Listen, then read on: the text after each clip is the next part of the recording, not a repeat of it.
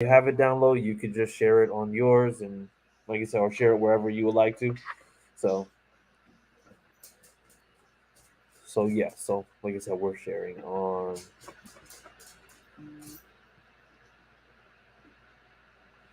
All right.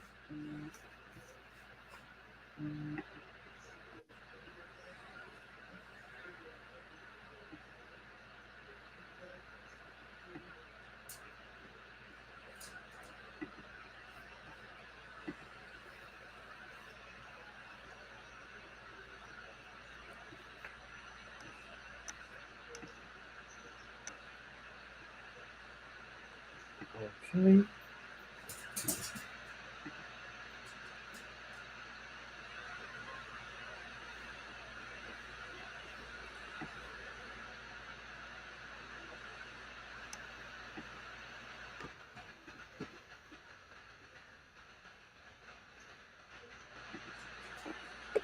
All right. Fantastic. So right after this, just gonna do a quick intro, and then we are officially going to be live.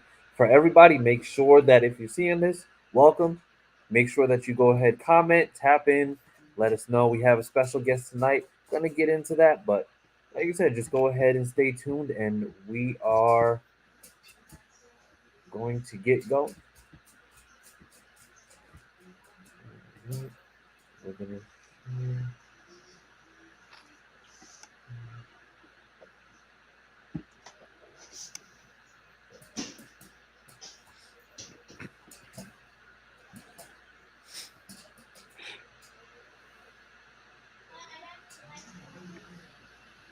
All right.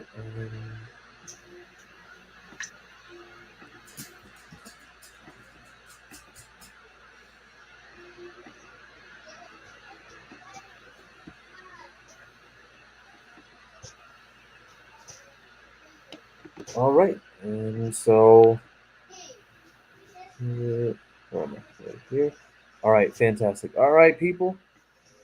We will be right back, and we're about to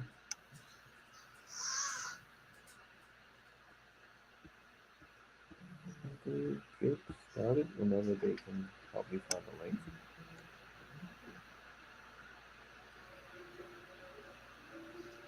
All right. We'll be right back. I don't wanna hear any more small talk. Off that short pier, take a long walk. My style ain't free cause it ain't off top. I'm at your throat, go get a cough drop. I don't wanna hear any more small talk. Off that short pier, take a long walk. My style ain't free cause it ain't off top. I'm at your throat, go get a cough drop. It's kush. I love me too much and your brain turn to mush. Fall flat on your tush. You couldn't handle the product I push. I guess I'm just used to it, I just do it. Like Nike swoosh, none of that Reggie Bush. Cause I'm top shelf, I ain't got wealth. But I'm on my grind like park rails. I'd sell the shoes right off my 2 feet. What's that? Playoffs? Don't talk about it. Playoffs? You kidding me? Playoffs? I just hope we can win a game.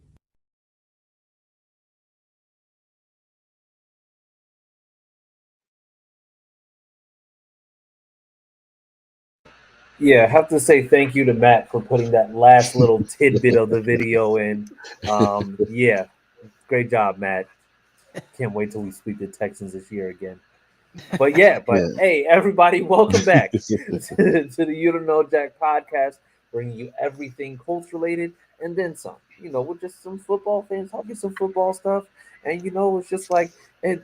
Y'all couldn't pay Titans couldn't pay AJ Brown, so it's just like as far as I'm concerned, that's just fine. Like we're not going to talk too much about that, but you know what? Let's get to it because we have a special guest with us, and we definitely want to make sure that we bring it to you a little bit more exciting than we normally do. Okay, so we're gonna actually start off, of course, with the Jacks. You know the guys.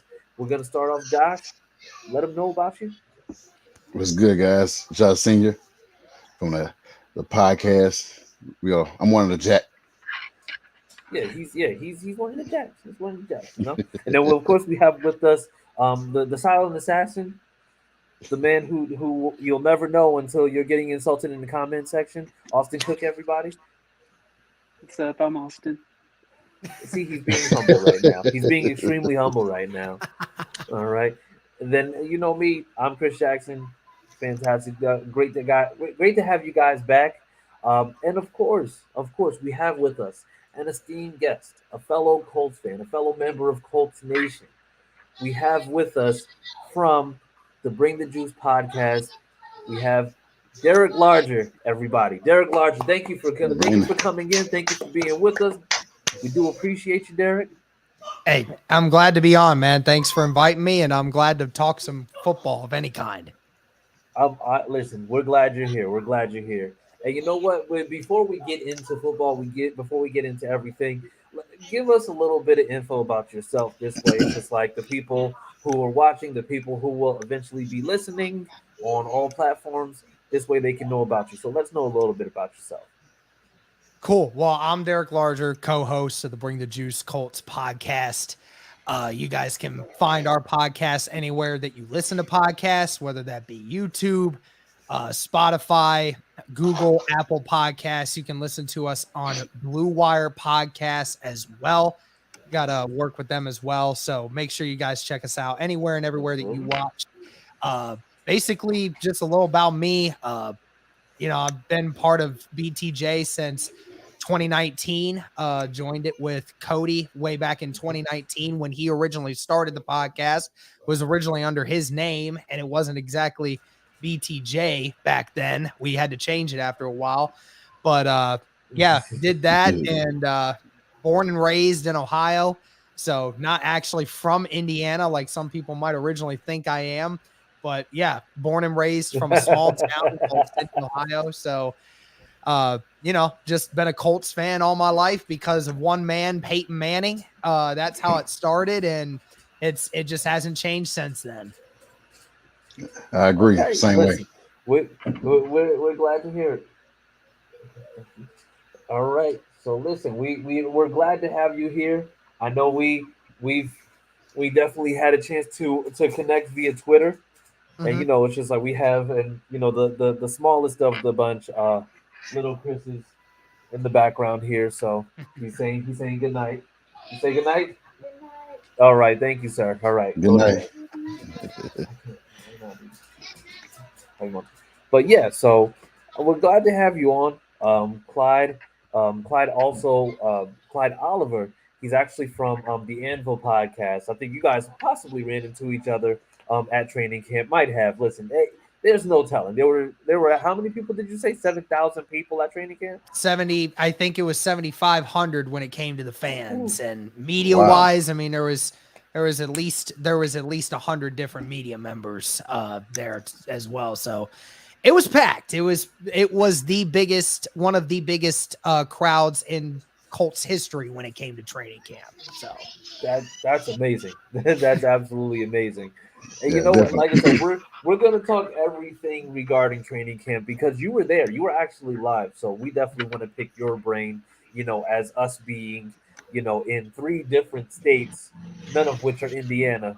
We definitely are definitely gonna pick your brain for everything. So yeah, awesome. But before we get to training camp, just a couple things. Because we still had some news happening. They took the T.Y. Hilton banner down at Lucas Oil Stadium. People immediately went to playing the violins and saying that the T.Y. Hilton era was over. And lo and behold, the T.Y. Hilton banner is back on Lucas Oil Stadium. So, and this is going to be a question that's open for everybody. Does that mean that we now have hope, or is that just them kind of paying respect to like one of the franchises? I'm going to say one of the franchises greats. Well, I can start with that by saying that the reason why the building took down that banner was because of the fact that Big Ten media was at Lucas Oil Stadium that weekend.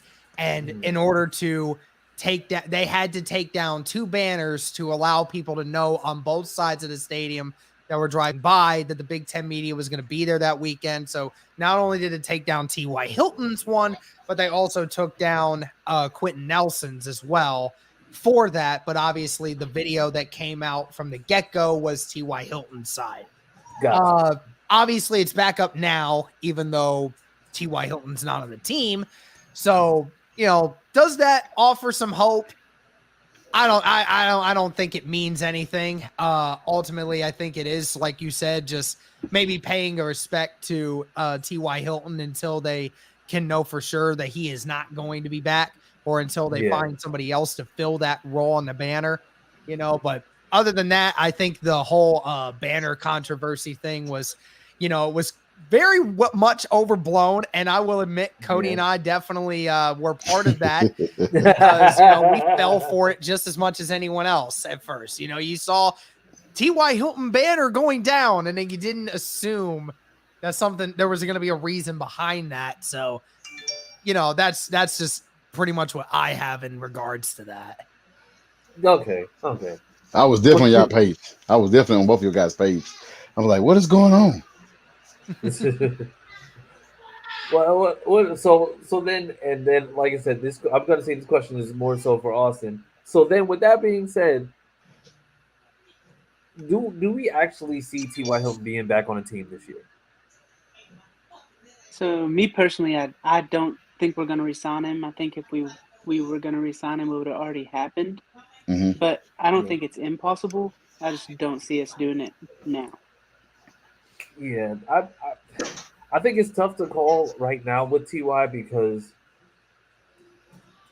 yes, you want to bring him back because he's somebody that's kind of familiar with everything, but at the same time, it's just like this offense isn't going to be like any of the offenses that we've seen previously, and you're getting a lot of great feedback from the young wide receivers that you have. It almost feels like having Ty back or having or bringing him in any later than right now would be at a detriment to the team because he's a guy who can absolutely do work on the field, but Matt Ryan is already building great chemistry with everyone. I mean, if Paris Campbell stays healthy, if Alec Pierce ends up panning out, Michael Pittman does what Michael Pittman did last year, you really don't have a need for it. So I mean, it's just like if he doesn't come in tomorrow, I just don't think that they're going to end up bringing him in.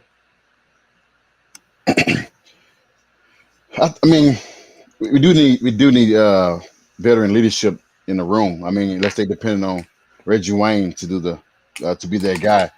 We don't have. I think the longest tenure is Ashton Doolin. He's been there the longest. I think. I'm not sure. In terms of wide receivers, I think it's either Doolin or it's Pittman. I believe it might be Pittman because I think Doolin was only here for the last 2 seasons, if I'm not mistaken. So I think Pittman, either way, I think both of them are in year 3 when it comes to that. So yeah, it is crazy to see the youth of this group and realize, and that was something that was asked of Michael Pittman several times when we did our media pressers after practice. How does it feel to really feel like you're the vet of this group, being only 25 years old and you're the vet of the group. So how does it feel? And, he says that it's not really about feeling like the vet. It just feels nice that, the guys look like they can look up to me to kind of be able to find some kind of guidance, even though, I'm pretty much the same age as them. So, he said that's definitely a fun thing about it. Oh, yeah. Yeah, it's definitely good being the most familiar. And I'm going to say at this point, the most successful of the group because, I mean, he's the only wide receiver in that group that has over 1,000 yards at the pro level. So, being able to see that, I think it's just like that's also something that works in his favor. But if we're talking about bringing in a veteran, there was something else that was going on today that we can kind of comment on. So our good buddy and Colts insider, I'm going to call him a Colts insider because that's how I see him. Yeah. Colts insider Shad McGinnis tweeted that he was talking to one of his sources that talks of OBJ to Indy is heating up. And Colts Twitter went into a frenzy. Yeah, I know there were a few people that tweeted OBJ directly. I'm gonna raise my hand because one of those people was me. All right, yeah, it's just like we're just trying to. You're not alone. Pat McAfee did it too. Listen, Pat low key, and by the way, shout out to Pat for that SummerSlam win too. Because that was clutch. Oh, yeah. That was fantastic. We did get another win in Tennessee. Yeah, well, yeah, we got another win in Tennessee. Good. But but the thing is, like OBJ, like we understand, it's just like he's still nursing, nursing that leg injury again. It's just like it's another ACL injury. But I mean, he's back to kind of doing some light work. I think he's not running routes, but he's able to just do some catching. Actually able to put a good amount of pressure on it to the point where it seems like he might be ready early, maybe mid-season. How open are we gonna be? And I'll start with you, Derek. How I'm gonna say on a scale of 1 to 10, how open are we, and how impactful would it be to go ahead and get him? Well, I mean, we have to kind of look at the reason why OBJ hasn't signed anywhere yet, right? And that's due to the fact of that ACL. And, he's only 6 months into rehab at this point. Yeah. And, it's going to take at least another 3 months probably to do that. So, most people assume he's not going to be ready until November, So, I mean, that's going to unfortunately hurt whatever team he decides to join this year and whatever contract he's going to get. Nobody's going to pay him a big deal because, of course, you're not going to play for any more than half a year. And, you're going into your 30s.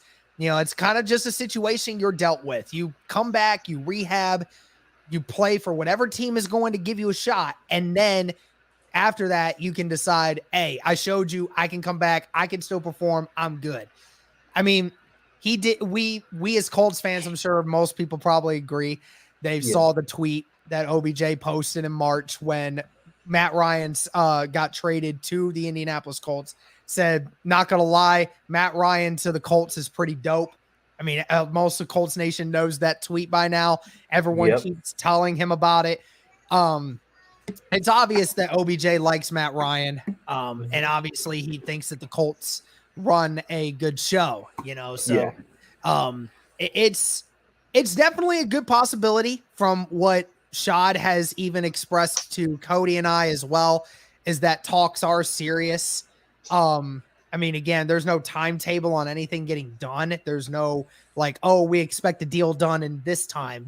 Like, no, it's not the same as what the Stephon Gilmore thing was. Just ultimately, both sides are in active conversation with each other about trying to get a deal done. So that's great. That's good news. I mean, how impactful would it be? I mean, especially towards the end of the season when you get in the dog days of December and you're looking for a fresh body to start helping out on that offense.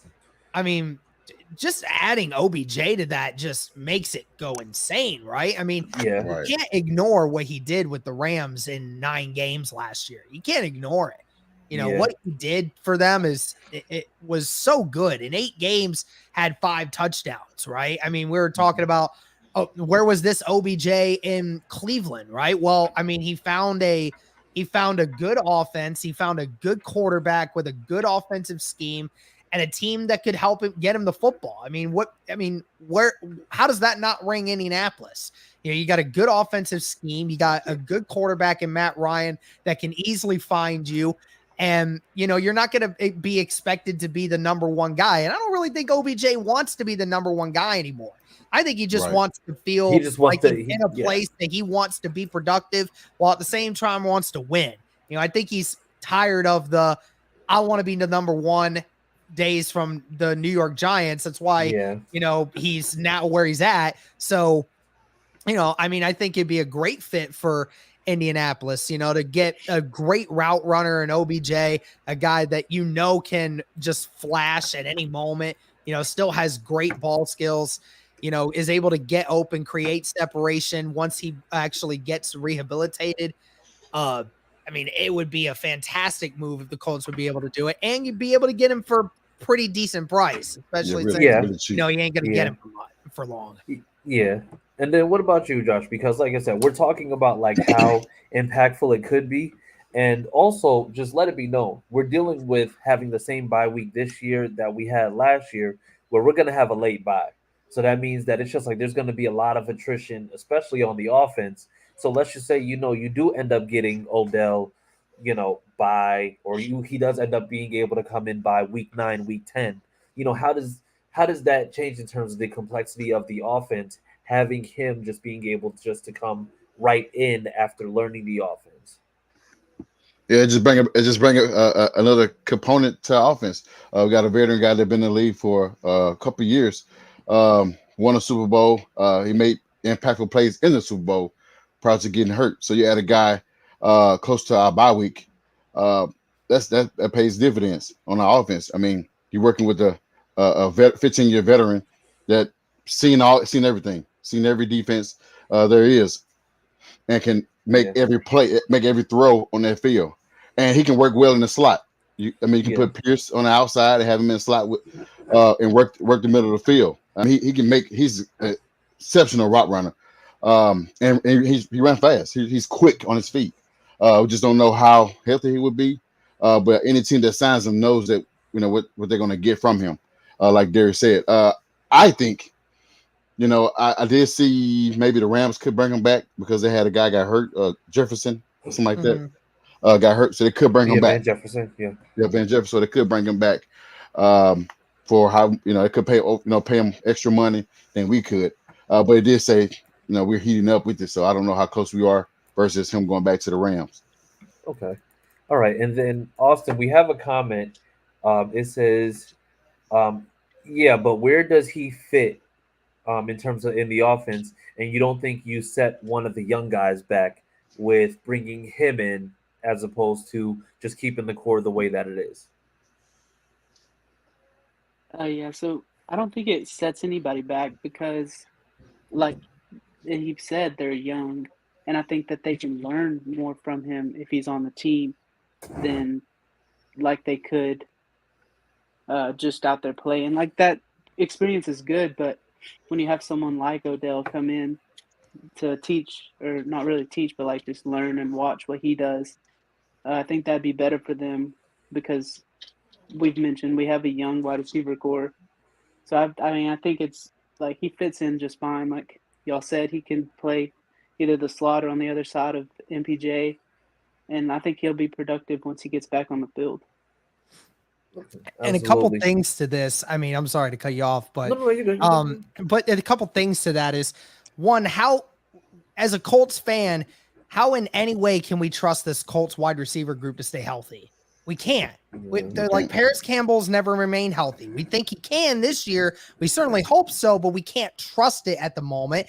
And when it talk about all these other guys at the bottom of the roster, like these young guys, Patman's not increasing his value at all. I'm sorry to say he's not increasing his value. Strawn's going to be out for the entirety of the training camp. He's not even going to make the roster. Okay. So what you're basically talking about is that this move would not affect Pittman in any way, shape, or form. Nothing. No. It would only affect Alec Pierce, Paris Campbell, and Ashton Doolin in a way. Now, if we look at it from that perspective, we thought about the Colts keeping 5 receivers anyway. So how does that hurt them? It doesn't. You keep 5 guys. Somebody's going to get hurt eventually at some point in the season. And we have to remember OBJ's not coming until like week 9, week 10. Like we can't expect him. He's not coming in right now and is going to replace all the work that these guys are putting in training camp. And and it would take a while to get OBJ implemented in the system anyway. So how much time is he actually taking away from any of these young guys? Very little of any, even towards the end of the season. And this Colts roster, Ballard really believes this roster is built to win now. And when you're talking about winning now, you have to add players that will win now. Yeah. Get you those points now, not 2 years down the line when Alec Pierce gets more experience and is ready to go, and he's going to be a top dog then, or hoping Ashton Doolin progresses even more, right? Like, that's what we're trying to talk about here. Why not go for a cheap, really good receiver when he's healthy just to add to that mix? It just would make a ton of sense. Yeah, and then let's also not skim over the fact that we're also talking about a formula that the Rams have used time and time again. Like we were just prior to seeing how these guys were doing in training camp, we were talking about getting another wide receiver anyway. Yeah. So the thing is, Right. if we're talking about potentially bringing in OBJ, if we, I'm gonna say it right now, if we had talks of bringing in OBJ prior to what we've seen from Alec Pierce, prior to what we've seen from Paris Campbell in training camp, everybody would be like, yo, we need to get him there right now. But the thing Mhm. is, we saw like a sneak peek, and I think we're dealing with a little bit of recency bias because we're just like, oh, no, no, no, we're good to go. We bring in OBJ. That's not going to be good for the younger guys when. No, you bring in somebody like OBJ because if you can get a full season out of OBJ, who now isn't playing with the same attitude, but playing with the same talent and the same ability that he played with before, that means that you're potentially bringing in another 1,000-yard receiver. Let's just say if Paris Campbell does stay healthy, that means that you could potentially have four guys who could all be vital parts of the receiving game to the point where you're looking at maybe the lowest guy like Alec Pierce having at the very lowest maybe 750 to 800 yards receiving, which is still fantastic for him as a rookie. Mhm. Like I think we training camp aside and taking away what we've seen in terms of the spectacular plays and everything that we've seen, getting somebody like OBJ in there is going to make us a lot better. A lot better. Mhm. And before we go on to training camp where we're gonna start picking your brain again, Derek, I just need to address this hating comment and the weirdness about it. Because we have Matthew Briggs saying Henry's better than Taylor. Now, a little background on Matthew. He's a Texans fan. Okay? His running back is our running back 3 from last year. Mhm. Marlon And Mack. his running back from last season is going to be our running back 3 this year. Am I in the twilight zone? Well, Am I am love I? that they always say that. They always say Henry's better than Taylor, but they can never tell you why. They never tell Yeah. you why, because when you break that down, you when you break down the argument, you just cannot prove it. You just can't. I mean, we always come back to the same thing that Derrick Henry is not as efficient as a runner as Jonathan Taylor. I would gladly take the running back that has 500 less yards, but got those 500 less yards, all those yards he got on 100 less carries. Exactly. What we do get a lot, Derek. I'm not sure if you're in a fan battle group, but if you are, join. We always get a lot is that when we say, okay, we compare Taylor 2 years in the league versus Derek's. Well, he was a backup to I forgot the guy's name. Back Oh up to man, DeMarco Murray. DeMarco Murray. Oh, he didn't start out as hot. It took him 3 years to finally get the starting job in Tennessee, and so they always escape that part. They always try to delete that part, the first 2 years or whatnot, and say, okay, let's focus on when he started and started getting those thousands to 2,000 yard seasons. And let's focus on that versus Taylor's 2 years. And they don't want. They always try to do that. And even last year with Taylor getting 18 rushing yards, still try to minimize it. Why he didn't get 2,000 rushing yards? They always try to downplay his talent versus what Derek do. They post these videos of him running up a hill somewhere in Alabama and say, "Oh, he's back. He's coming back to take the crown." And it's a lot of hate. Derrick Henry has averaged 4 yards a carry throughout his entire career so far. And first 2 seasons for Jonathan Taylor, he's averaging 5.5. I will gladly take that over anything Derrick Henry gives me. And you know what? For that same argument, that's why I picked Nick Chubb over Derrick Henry. Nick Chubb is my second best running back in the league behind Jonathan Taylor, and Derrick Henry is my number 3 because Nick Chubb, who gets 150 less carries every year than Derrick Henry, only ends up getting like 500 less yards than him every season because Nick Chubb averages 6 yards a carry. Nick Chubb is a beast. That's why I do it, because he's more efficient in the runs that he gets. It's not about the volume; it's about the efficiency of that volume that you get. Yeah, Right. I'm after I say this, we'll go to the comment. But even in the game when he broke his foot, which was against us, I think he broke his foot on carry 6 or 7. He clearly hurt his foot. Yeah. He ended up with 21 more carries on a broken foot. Yeah. And then Titans fans use that as a badge of honor, just be like, no, he still ran through. I'm just like, that's probably the reason why he had to sit out the rest of the season. Yeah, he hurt his foot and they kept him in too. Yeah, I thought that was crazy. He wasn't He good wasn't either. doing anything. He was getting 2 yards to carry at that point. Yeah, Right. he had 28 carries for 68 yards. Like, I mean, at that point, it's just like, when do you say, hey, you know what, maybe we need to pull him? It's just like, no, he's just going to keep it. Like, we're not going to do that. You know, ironically enough, the 8 weeks after he missed, you know that the Titans actually ran the ball more efficiently after he was gone than when they had him. They were averaging 5.2 yards a carry from their running backs after that versus the 4.2 that Derrick Henry was giving them the few weeks prior to that. Yeah, they did mention that. Yeah. I'm just saying, you take Jonathan Taylor off the Colts right now. I'm telling you, the Colts do not run the ball more efficiently with him off the roster than what the Titans do without Henry. I'm telling you that right now. Nyheim Hines, but Nyheim Hines is not going to get that type of production. Maybe in the receiving game, certainly not the rushing, but not at the volume that Jonathan Taylor does it. No, absolutely not. But then we had Clyde. Go ahead and say, but that's my point. Chris Ballard has said multiple times that he wasn't really engaged in veteran wide receiver talk outside of TY. So now this league has the buzz. I don't think I buy it. I mean, like I said, there are some people who were skeptical, but I think when it comes down to it, if you're looking at the team, I think now being able to be in training camp and seeing how this team goes, I think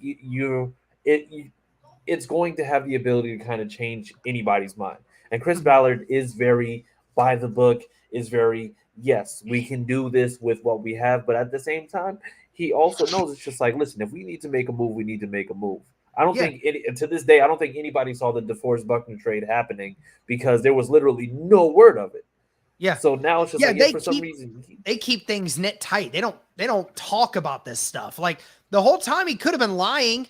He could have been lying to us. So he don't have to tell us who he's talking to or what he's doing. Like he could have been lying to us the whole time. Oh, I believe in these guys. Like we all said, I said it. I know Cody and I said it. Like there's no way Ballard believes this crap. There's no way that he can tell me that he's going into next season with Michael Pittman Jr., Paris Campbell, and Ashton Doolin and say that is the group. That is all that he needs. There's no way he believes that. Yeah. He's saying it because he's showing trust in his guys. But of course we knew he's going to have to plug in something. He has to do something. And if you can get a veteran guy for cheap and you know that at the end of the year he's probably going to be available for you, and you can get him on the down low, then what's the issue with that? Of course, that's probably not something he thought about right away, but knowing OBJ hasn't signed yet, Ballard loves to scoop guys who stick around on the market a lot longer than they should have.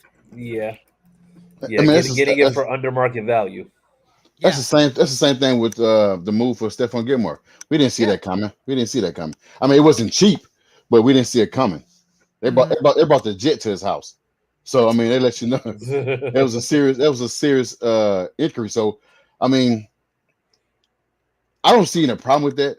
Like we said, if he's building a team that can win now, I don't think we can win now with having guys that only been having our veteran guy only been there 3 years. That's our veteran guy, yeah, in the room, and be relying on Reggie Wayne to coach them up for a long run in the playoffs. I think it's too much to ask. I think it would be too much to ask for Reggie Wayne to come in first year as wide receiver coach to coach these guys up to play these tough games like our schedule at the end towards playing the Chargers, which got a dope defense. I mean, I wouldn't be against it. We need the veterans. Every year we always talk about it when we lose a playoff game or we don't make the playoffs. We say, what we missing? We're missing this. We're missing the veteran guy on the D line, a veteran linebacker, or veteran DB, veteran receiver. We always say that, but then when it's time to make those moves, make those adjustments, we say, "Hey, it may hurt our guys, young guys. We can't do that. We can't have it both ways. You can't say, "Hey, we need this guy," but then say when this guy's available, it's going to hurt our young guy. We need both.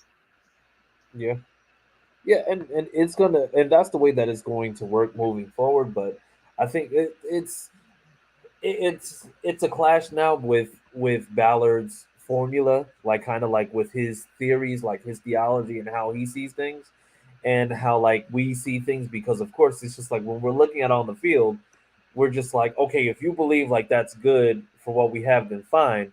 But then we also have to realize that, outside of Michael Pittman Jr., the closest person to him in receiving last year was Jonathan Taylor. Like it was, and after that, it was just like there was a huge drop off. Like he was a Zach Pascal guy. Zach Pascal, he didn't like the fact that he played on that second round tender, I think last year, and then he ended up with around 500 yards last year. I mean, you No, it can wasn't blame it even on. that. I He had think like it might have been 380. It wasn't even Yeah, 400. I'm being generous. I'm being generous. That's very generous. But the thing is, like having a veteran presence is going to absolutely do dividends, because I mean we've seen it. I'll keep going to the Rams, because having Cooper Cup there was fine, but the thing is, having Cooper Cup there was good, but when you lose Robert Woods, that means that you're depending on Van Jefferson and Tutu Atwell. And neither one of those guys are anybody that we would have known other than from the Super Bowl, or from the fact that Van Jefferson, his fiance had a baby like after the Super Bowl. Like no, like that's the only way that we know of Van Jefferson. So you go out and you get somebody like an Odell who can go ahead and just be that linchpin piece for you, who actually did do dividends. Like it was just proven. Darius Mitchell With says, "What up, respect to fellas? Van Jefferson, I did know who Van Jefferson was. I don't know about the rest of these guys, but I did did. know about him before. I knew a little bit about him, only because his name was Van. Now they But got a new weapon, man. They got Allen Robinson up in there now. I mean, hey, more power to them. I see what they're doing. The Rams, they say after the draft, we're just gonna go in free agency and pay a bunch If it of money. works, if it works, just run that thing dry until it runs out. Exactly. No first round picks until like 2037. So I mean, as far as I'm concerned, and they probably have an agreement to just trade those away now. So we'll see what happens. But Darius Mitchell says, "What's up, fellas? What's going on, Darius? How's it going?" And now, Derek, tell us about your training camp experience. Was this your first one, or have you been to them before? How'd that go for you? I have been to training camp before, but I was there originally as a spectator. The first time I actually got our ticket rep that got us season tickets for the 2021 season, reached out to Cody and I and was able to get us to a couple of dates there where we were able to be up in the top deck suite where the families of some of the players were at. We got to hang out up there and watch the practice from that point. But this is the first time that I've actually been able to go out onto the field and experience training camp from a media perspective. Now, to put it in perspective, Cody went in 2019 as a part of the media. He did it in 2019, even back when our podcast was not a big thing back then. But he got to go one time. I think it was like a month or so after I had just joined. So I didn't even like really go after asking to go do it. But he did it. And then we were talking about, 2020, we wanted to go, both of us, since our podcast was growing drastically at that time during the offseason. We're like, oh, well, we'll probably be able to do it again. And then sure enough, COVID hit. And then it knocked out every protocol. Even a lot of the local media guys couldn't even get into practices to watch that stuff. So made it difficult. And then in 2021, we were like, okay, now that stadiums are opening up, we're for sure going to be able to do it. No, protocols still in place that only local media people are allowed to be in there. So we couldn't get in. This is the first time in 3 years that Colts PR has allowed Colts content creators to be a part of a list of a few days to be able to go down and experience it from that media perspective again. Now, some things are different from what they were in 2019. Before, they used to have it to where, the players were swarmed by any media person on the field that so choose to talk to them. Now they select a few players, bring them to a secure location, do it over there for that. So, that's how it is. I will be down there one more time. I'm actually going back down there this upcoming Sunday to do it again. So that's going to be the one other time that I get to do that before I move. So I'm excited to go back down there again because like this last Saturday, this Sunday one is sold out. So it's going to be another 7,000 fans out there for a Sunday afternoon practice. So it is going to be a lot of fun again. Okay. Well, listen, that sounds fun. Like like I said, as a displaced fan, that sounds amazing. I lived in Indiana, and this time of year is wonderful in Indiana. The winter time, however, when it's forecasted that you're going to have 55 degrees and it ends up being 30 degrees with an ice storm, I don't miss that. I don't miss that. And you know what? I don't mind the winter days where it's like 40 degrees and there's a slight little drizzle coming down, and it's like I enjoy those winters. I mean, obviously some people don't, but I enjoy them. I'm a little bit of a bigger guy myself, so I don't mind the cold. I don't like the heat versus the cold. Yeah, it's hot here. It's really hot. Well, you're in Louisiana, so that is the devil's jockstrap down there. That is hot. But so then from your perspective, from what you've seen, like even in the time that you were able to see it, I'm just gonna ask you just like some random things. Okay. First off, what was some of your offensive impressions? Well, I will say Matt Ryan is definitely taking control of this team, and it's showing in a lot of different ways versus what we have seen in years past. I don't think we've seen a quarterback take control of this team like he has since Andrew Luck. And, I mean, Phillip Rivers had time. But remember, Phillip Rivers, with the COVID protocol the way it went, they weren't able to meet with each other until training camp. So, he didn't get much of a chance to really take over. And even then, Phillip Rivers on the back end of his career, not sure if he's going to go very long. He didn't take over like what Matt Ryan is doing right now. So I'm very impressed with what Matt Ryan has done from a tempo standpoint and a leadership standpoint. I'll just say this. I mean, obviously the first week, the receivers looking really, really good. Alec Pierce obviously had a fantastic first week of camp, was the talk of the whole week. Paris Campbell looks as good as ever, back to being fully healthy. Anyone wants to see like a few catches that he had, make sure to go check out our vlog on our channel that we just uploaded today. Had a couple of those from some of the receiver drills and whatnot. Receivers look really good. Offensive line wise, I can't really give you too much on that because I haven't seen a whole lot of it. We're going to get more on that through the rest of this week when the pads start going on. But offensively, it's fantastic seeing what Matt Ryan's doing. He's looked effective. He's looked like a true leader of the locker room. So it's great. I'm enjoying seeing that. Okay. And then, so, and this was something that I was kind of critical of with Carson, and something that I saw kind of early on when they were doing the inside practices. The fact that Matt Ryan is okay with doing checkdowns. Yes. Because I don't think we had any checkdowns last year other than designed plays.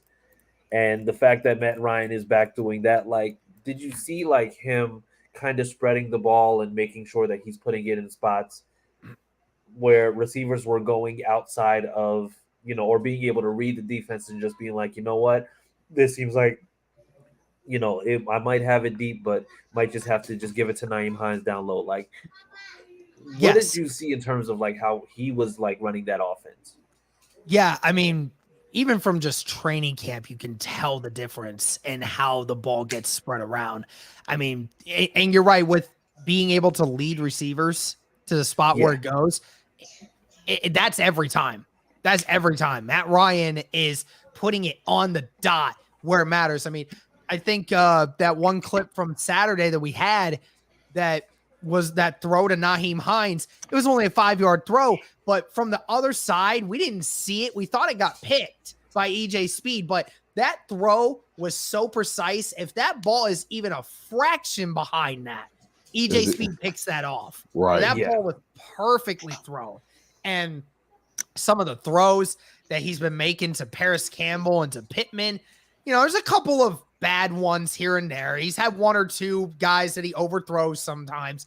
It happens. But in regards to spreading it around, yeah, absolutely.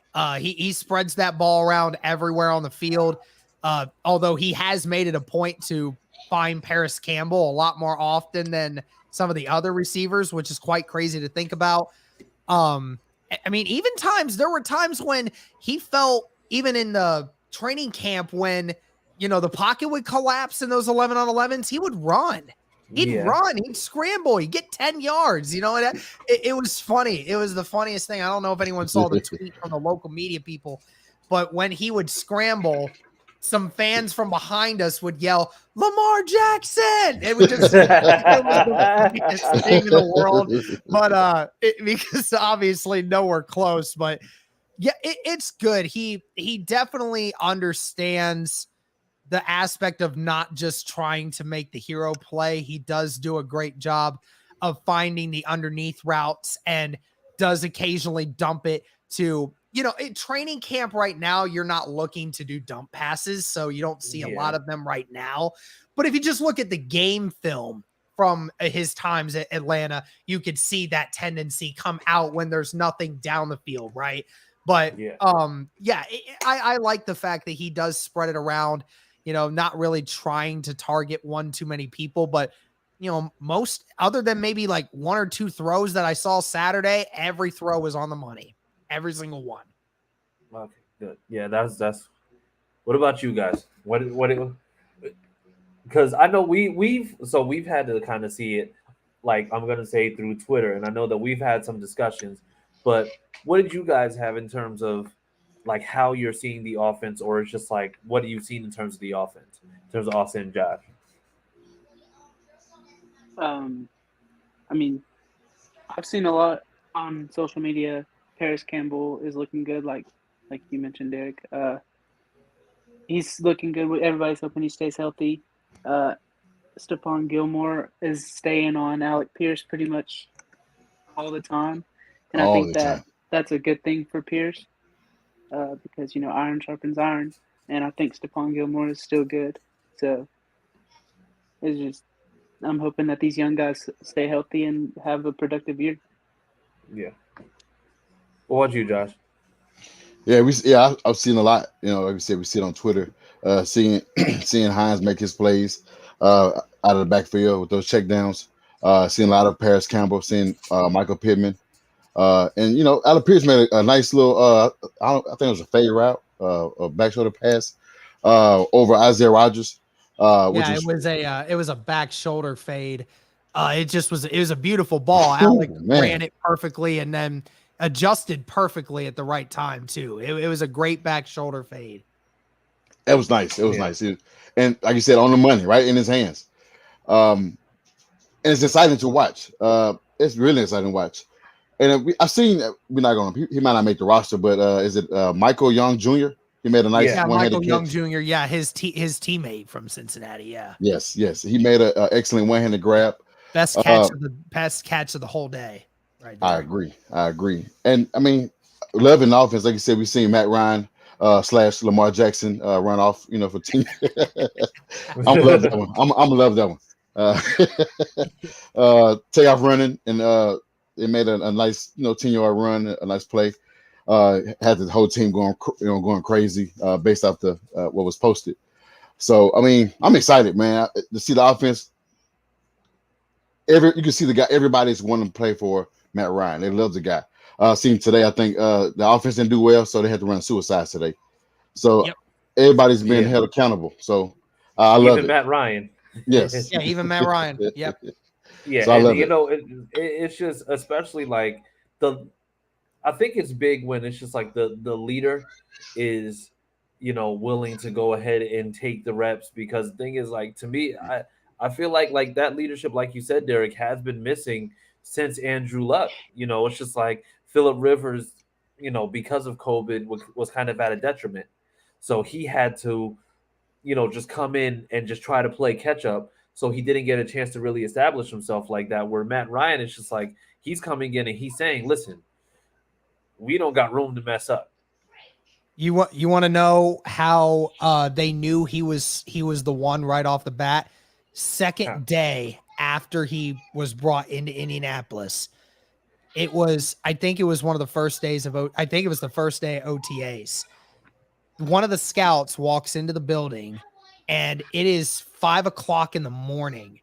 It's 5:30 in the morning, and the first person he sees in the building is Matt Ryan, who had already had a sweat buildup from earlier that morning getting a workout in.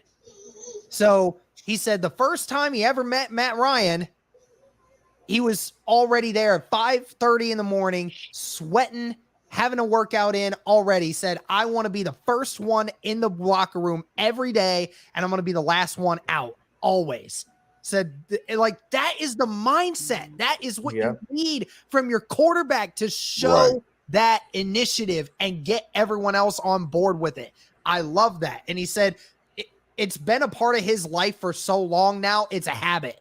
It doesn't become something that he feels like feels like he needs to do. He says it's something he has to do because it's just something he's done his entire life at this point. So I loved that. I loved reading that. Yeah, and he can easily, because we said this last week, he could easily just take, some extra time off, because if we're being completely honest, this is probably a much better team than what he's played with in the last 2, 3, even maybe even 4 years. Yeah. I mean, even maybe going back to how it was previously. Now he's going to have adequate protection. He's going to have a run game where they've actually shown that. It's just like when Matt Ryan has, I think they said either 1,000-yard rusher or he has a running back run for over 100 yards. I think he has like a 80 to 85% win percentage, maybe even higher than that. But even so, it's like now you're actually getting somebody who can come in and do the things that you need him to do, who knows for a fact that he's not going to have to try to claw and dig through with a roster that's I'm going to say just gutted. Mm-hmm. So I think that's going to be something that's going to, I'm going to say, probably heighten that, or just probably add to the legend. But then moving on the defensive side, now I've become the biggest Yannick Ngakoue fan. I don't care what anybody says, okay? Because he is my spirit animal. Like if I met him, I might shed a Denzel Washington tear, just coming down the side of my face. Because listen, he is an Indianapolis treasure right now. Yes. But outside of Yannick Ngakoue, what have we seen in terms of the defense? Well, yeah, I certainly hope I get a chance to talk to Yannick. We're hoping to get an interview with him or at some point during the season, but you and I both. Yeah. So far from the defensive standpoint, I know Austin's mentioned about Stephon Gilmore earlier, and Gilmore has exclusively been placed on Alec Pierce every rep, every single one. I love it. And it's to get Alec Pierce in the right position for when the season comes around, because you want him to go against a guy who's been here, done that for a decade, and has been at the best of them all when it comes to his position. So I love that idea. Stephon Gilmore has been great so far. I think one of the other guys that's been impressing so far has been Nick Cross, the guy that we drafted out of Maryland this year. Has had an obviously had that interception the first day practice against Matt Ryan. Would have had another interception Saturday when I had Michael Pittman not made a great play to stop that from being an interception. And then had couple great coverages against Jelani Woods today, of all people. Jelani Woods? Yeah, Jelani. He was covering Jelani in 1-on-1 or 7-on-7s, and he stuffed him a couple times. So it's great to see Nick Cross getting some involvement. They said Rodney McLeod's going to get a lot more work in this week because of coming off of the PUP list now, but Yeah. you can't deny. I mean, he's definitely off to a great start on camp. Definitely making those big plays, those standout plays that make you definitely want to see more. I don't know if there's really anyone else off the defensive side that I can really say has stood out. I know Quiddy Pay's had some good days. He's hurt, right? I know that Zaire Franklin's had some decent days. Isaiah Rodgers, even after giving up that touchdown to Alec Pierce on Saturday, the next 3 plays where he was in coverage on one-on-ones, incompletions every single time after. So, he made up for it in regards to that. So, I love the resilience of the team. I will say there was one play I saw Eric Johnson, the third that we got from the draft as well. He freaking destroyed an offensive lineman that I saw. I know it was a backup, but he had a rip move that was so beautiful. I don't know if I've ever seen a more beautiful rip move in my life from a defensive lineman. I mean, it was sick. In a second and a half, he was at that quarterback spot, ready to just nail that quarterback. I mean, it was quick like that. I mean, it was so good. So hopefully he gets a chance to make this roster and be that depth piece that we need. But that's really all the standouts that I've seen from the defense so far. Okay. Yeah, and I'm gonna say the name that I've been raving about more so has been like Isaiah Rodgers. And I know it's just like we all saw the touchdown from Alec Pierce, but when you see that Alec Pierce has to go against Stephon Gilmore, who, as you said, it's just like he's been proven over a decade. I think he ended up getting either defensive player or like close to defensive player of the year or whatever it was. But the thing is, it's just like he's been that guy who's been like top 5 of all DBs over like the last, like, I want to say 3 to 4 years. And then to have Alec Pierce going up against him, that makes it that much better because you're not going to go against too many guys who are going to be that. It's just like, yeah, you might go against a Jair Alexander, who's a smaller guy, who's a little bit faster. But the thing is to be able to go against a cornerback who has coverage skills and then also is going to be able to go ahead and give you those issues off the press in I'm going to say in a division where outside of the cornerbacks we have, I don't see any cornerbacks actually giving him the type of test that he's been getting in training camp. Mm-hmm. So, when we're talking about defense, and I know I've also raved, cornerback has been a huge issue for years. I like Kenny Moore. I feel like Kenny Moore is very underrated, but the thing is, I don't feel like he's a guy who can absolutely guard a number 1 every single game. Mm-hmm. And so now it's just like having somebody like a Gilmore that's going to make all the difference because if you allow Kenny to go ahead and be at number 2 or potentially go back to the slot, if Isaiah Rodgers is panning out as number 2, then that means that you have 3 guys who can cover all over the field and who can cover speed, who can also cover in the slot. That's going to make a huge difference. Mm-hmm. Totally agree. And then we can also talk about Austin's favorite player, Ben Banogu.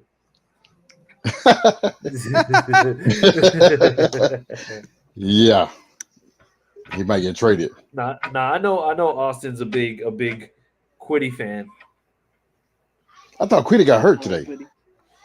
He was on the ground for a little bit, but he did come back to practice later in that. I assume it's probably nothing serious at that point then.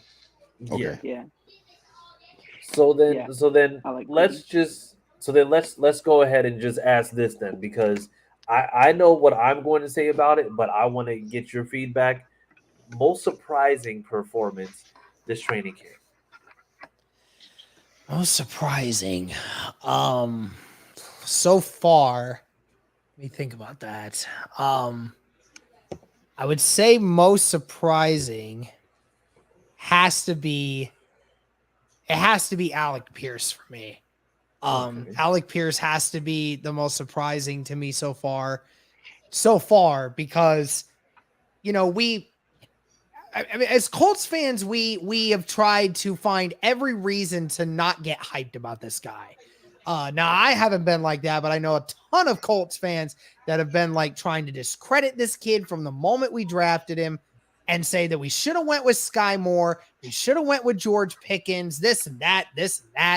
And we're trying to find reasons to not think he was going to do good. And we all know when he was drafted, we thought that there was some issues and some flaws in his game. Yeah. Well, with Reggie Wayne's help, I feel like he has progressed in a way that I don't think he would have if Reggie Wayne wasn't coaching him. I think that's another thing. And on top of it, the film, I think, in college lied when it came to showing his true ability. I think the problem we had is that UC did not run a lot of great things for Alec Pierce. They relied on him being 6'3", running a 4.3, being able to jump off the field at any given moment, right? Like, so he was the perfect vertical threat. And that was what was always the case at UC. And I just don't think his true game actually showed like he could actually run those in routes, those dig routes, those out routes, the outside cutback routes, things like that every NFL wide receiver needs to use. And I think that we just didn't see it. And that's why we had this misconception that he wasn't as good as what he was. And he has probably been, if not for Paris Campbell, he was better than Pittman through the first week of camp. Now, obviously, they were trying to get him involved a lot more. You don't really have to worry about getting Michael Pittman involved because you know who he is. You know how good he is. But when it comes to, him and Paris, they're trying to make sure they're getting everybody involved. And Alec has looked so poised. He's looked so good. Michael Pittman in our presser, when we asked him, I think it was Cody that asked him specifically at the pressers at the end of practice, asked him, how has it been working alongside Alec Pierce? And Michael Pittman said, I can tell you he is light years ahead of me, what I was like when I first came in as a rookie. So now, of course, Michael Pittman came in that year when they didn't have a training camp until training camp actually happened, wasn't able to get out on the field and do these other things like Alec Pierce is doing right now. So Alec Pierce getting all this extra training, being involved with Reggie Wayne through the whole process has probably helped to move him along and progress him along tremendously. And it is shown on the field through the first week. So Alec Pierce for me has been the most surprising through the first week because I expected him to do some good things. I did not expect him to look as poised as he was through the first week of camp. We're going to have to see how that changes when the pads fully come on at this point. Oh, yeah. And I'm sure that, Alec Pierce's training regimen of Reggie Wayne teaching him how to properly dig in on routes and do the little intricate stuff, because Reggie Wayne was never a speed guy. Reggie Wayne was always just, I'm going to say, more of a route technician guy who literally was able to get in and out of those cuts, who was able to make sure that he created separation by being able to be as crisp as possible. And so teaching that to Alec Pierce, where Alec Pierce Reggie's telling him, do it again, make sure your arms are where they're supposed to be. And then you move on to the next part of practice where you're going 11 on 11 practice, and now you have Stephon Gilmore covering you on the other side when you just thought that practice wasn't going to get any worse. So I'm guessing it's just like that's probably been helping a great deal. But also, I'm going to say, starting with Austin, from what you've seen, who's been the most surprising person that you've seen, the offense or defense? I want to say I'm a big fan of Alec Pierce already. So,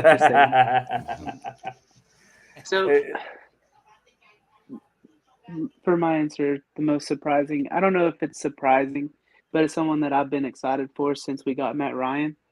Naheem Hines, I've loved watching everything he's done, whether it's catching the ball in the backfield or running the slot even. Like, I've just really enjoyed seeing, like, him do what we all knew he could do. And we missed out on that last season because of our quarterback. And I'm just excited to see what he can do with Matt Ryan this year. Okay. And what about you, Josh? Yeah, I'm gonna go with Alec Pierce also. I mean, Stephon Gilmore ran the route for his first assignment against Gilmore. Gilmore ran the route for him and picked it off. I mean, like you said, I mean, it makes him better in such because I mean, what we had in college, Desmond Ritter, we've seen the highlights. Desmond Ritter was garbage. It was never a ball in the front of Alec Pierce. It was always behind it, and Alec Pierce had to come back and catch it. Man. And so, obviously Ryan got the arm. He can pass it and throw it in front of him and make the right plays. Back shoulder, it can be slants, curl routes, everything. And having Reggie Wayne, and the guy we've seen for 14, 15 years, running routes. Like I said, he ain't the fastest, but he has those hands. He ran every route, and on the way to the Hall of Famer, hopefully. Yes. Yes, but absolutely. Yes, hopefully he's on the way to be a Hall of Famer. But Nick Cross, I mean, I know he's guys like we expected him to do this, but just a couple weeks ago, we didn't know if he's going to be a starter. He still ain't won a spot yet, but we had Corey Willis. So Corey Willis retired and on to bigger things. And now this guy come in and just he's all over the field, picking the ball off. He's one of the guys the most talked about guys in training camp right now, and I'm loving it. I can't wait to see him if he starts week 1. I can't wait to see him on that field, lining up, defending whoever the Texans got, even though we're gonna sweep them. That's fine. And I know that I'm excited for Alec Pierce too, but I think most surprising has been Paris Campbell being able to play, and he's making some of the plays that he's made and still been able to just kind of like get up like nothing's happened. I mean, Right. when we've seen like the type of injuries that he's had, we've seen him, I think in the one game versus the Chargers, it's just like he tweaked his leg on a route. And the thing is, it's like we've seen him get like non-contact injuries, and then just to be able to see him out there, just like I think he ran an out route and it was to perfection. And then he had one that he caught in the middle of the field where, I mean, he's basically just making like an absolute beauty of a catch, falling a certain way. And I'm not going to lie, when I saw him go down a little bit awkwardly, I'm just like, oh God, this is going to be bad. But he got right up and then he kept moving. So it's like, oh, okay. So the thing is, I'm going to say it's surprising because of the fact that I've seen a certain amount of durability from Paris Campbell that we haven't seen because he hasn't been able to play. So I'm going to say it's most surprising, but it's also kind of most exciting as well. So yeah, we've seen this from him in training camp. He makes his most plays in training camp, not on the actual field. I'm not trying to say anything bad about him, but we always get this hype during training camp about him or in preseason about him. But then week 1, week 2, week 3, he's end up getting hurt and missing a whole year. So, like you said, maybe not be a surprise, but something exciting. We also see Kiki QT. I mean, I'm not sure if he made the team or not, but I mean, we've been holding him, back. I want to say hostage, but we've been holding him back. He's a coach killer. Yeah, and we don't utilize him. He was. Well, not anymore. Yeah, he's on the outside. And when you talk about the Paris Campbell thing, I know that's why Locked On Colts never mentioned his name when it came to surprises of training camp. And I know people got upset by that. We're talking about why you were talking about like some of the best performers of training camp and whatnot, and then never mentioned Paris Campbell's name. And Zach and Jake just basically stated like they talked about it and they're like, well, Paris Campbell does this every year. Every year he's been in training camp and he's done this. He's proven that he's capable of playing well in training camp and showing off that ability. It's just ultimately the fact that, it's not surprising because it continues to happen. It's just, do we see it happen and translate on the football field more this year? Yeah. Yeah. And like I said, hopefully it'll be able to translate. Hopefully we can get something. Because I mean, like I said, if we can get any type of yardage out of Paris Campbell this season, I can say, I mean, we could potentially be looking at a 1,000-yard receiver again. So I mean, we will see. Like I said, it's just been surprising for me because certain things that would have taken him out before, it's just like he's working through. So I'm completely okay with that. But you know what? We've come to the end of our time with you, Derek. Definitely do appreciate you coming through, giving us all the insider info, everything that we were looking for. It was a pleasure to have you. We love to have you on more, especially after the fact, because yeah, this has been fun. This has been absolutely Yeah, it was a fun time talking to you guys. Like I said, I love talking anything and everything Colts related. So yeah, anytime you guys want to have me on, you know where to find me. Just shoot me a message and I'll see what I can do.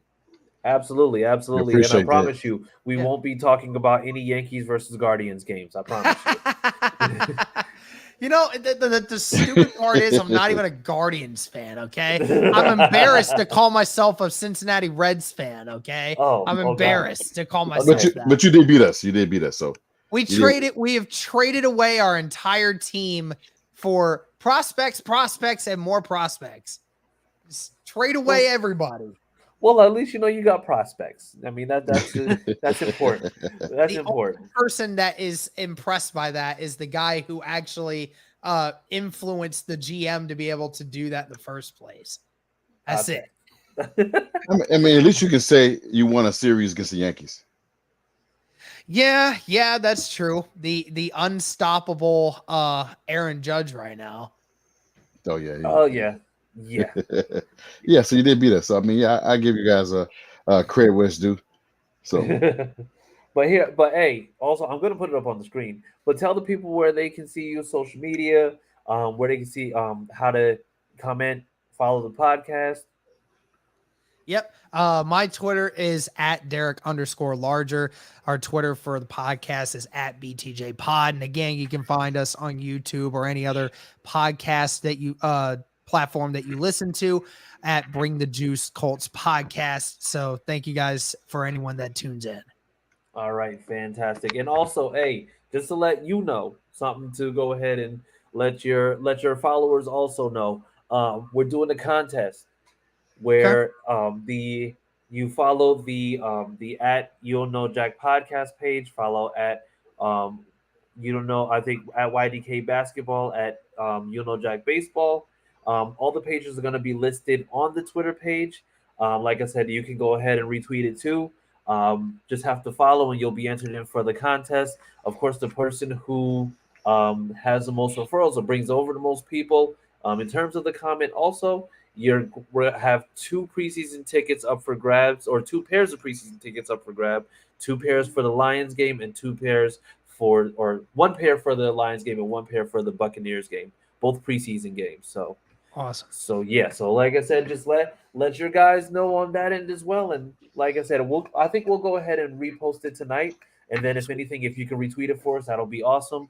But Gotcha. yeah, it's been an absolute pleasure having you on, Derek. Like I said, we love to have you on again. Hopefully, we'll go ahead and have that during the season so we can talk about how great Alec Pierce and everybody else is doing. Absolutely. That's right, because we're going undefeated, right? That's what's going to happen for the Colts, right? So The I 20 was. what was it? The 2012 Patriots are no longer going to be a thing anymore. Oh yeah, no, Or is it absolutely not.